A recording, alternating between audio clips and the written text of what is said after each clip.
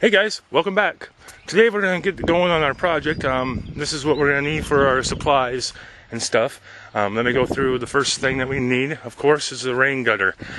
We went down a regular hardware store, got the plastic ones, vinyl, whatever the hell you want to call them. And I know you're supposed to use a complete strip and not have these. You can make them as long as you want. They're like plastic pieces. They have little ridges that fit on these little ridges.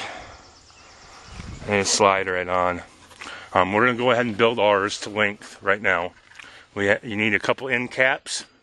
The spacers if you want to do more than 10 foot, because our roof obviously is 32 feet long. Speaking of that, you want to, when you measure your roof to put your gutter system on, you want to measure it from your roof line. And you want to go at least a ½ inch out. So when you make your gutter system, ours is 32 foot exactly, so we're going to do 32 foot and probably an inch or 2 inches extra to have an extra overhang for any splash and etc, etc. Okay, but after I get that done, you guys can kind of see how basic and simple this will be. Put this here, grab this, put this on there, and then after that, this hose extends out. And I'm going to slap this on here, use a collar. You have your silicone, wherever my silicone went. Whoa, almost fell over. Vinyl sealant, clear. Put this on together. You have your regular cement for your PVC pipe. Here's when you do this system, we don't have a huge roof. And some people might have a huge barn or a lean-to roof or whatever you want to call it, A-frame or etc, etc. But we don't have a lot of space. So what this flush system is going to do is going to take all the debris, the dust, all the heavy particulates that sit up on top of it. And right before it rains, you have a big dirty system, bird crap and stuff like that. All of that sediment needs to come down and be washed out. So what this is going to do, it's going to come down, and the pipe's going to go off here, come to an elbow, go to another elbow, and come down into that tank, as you guys have seen. But we're going to come down from here. We had to cut a 3-inch collar. I'm using a 3-inch T, a 3-inch here, a 4-inch pipe for my drain, coupling, a reducer coupling from 4-inch to 3-inch, a coupling 4-inch to 3-inch, a spacer, 3-inch to 2-inch, and a 2-inch ball valve. And this toilet bowl float.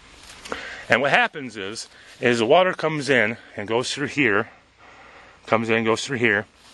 and this thing sits right in the middle, like so, and it sits down here.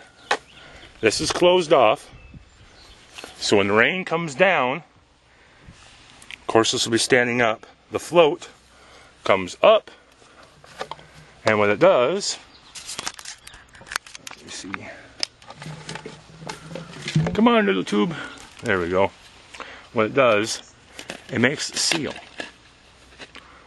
like this. So when it floats up, it'll make a seal.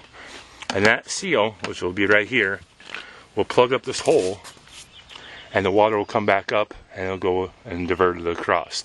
So all you have to do after it gets done raining is come over to your system, your flush system, open up that ball valve, and it'll all come out. You can even get a 3-inch, another 3-inch tube, what we're probably going to do, and put a couple holes on the side and divert the water out so it doesn't go straight down. Because this is going to be mounted right in here, as you guys know, as you guys have seen. So let me go ahead and get this started. I had to put a couple blocks up. During a metal roof, they say every 2 feet for the professionals. I do every 3 to 4 foot mount. So I'm going to mount it on that window gutter, because the problem with these new tiny houses or these sheds that you convert into tiny house, they don't have a lot of overhang.